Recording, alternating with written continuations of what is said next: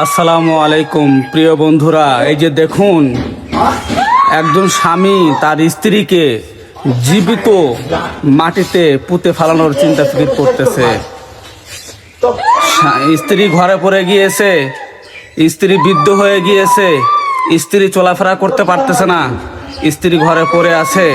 এজন্য স্ত্রীর জ্বালা যন্ত্রণা সে সহ্য না করতে পেরে তাকে জীবিত মাটি দেওয়া, জীবিত মাটির নিচে পুঁতে ফেলানোর চিন্তা ফিকির করতেছে। হ্যাঁ, আফসোস, এই একজন স্ত্রী সে কতগুলো বছর একই সঙ্গে ঘর সংসার করেছে, একই সঙ্গে ছিল।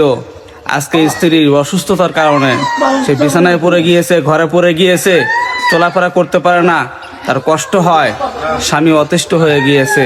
এজন্য বাধ্য হয়ে তাকে জীবিত মাটিতে পুঁতে ফেলানোর চিন্তা ফিকির করতেছে।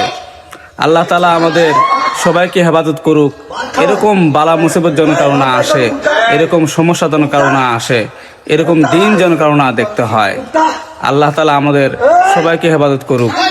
আর এই ঘটনাটা যেখানে ঘটেছে, আশেপাশে অনেক মানুষ আছে, তারা কেউ কিছু বলতেছে না। আসলে আমরা কিছু জানি না সত্য কাহিনীটা কি।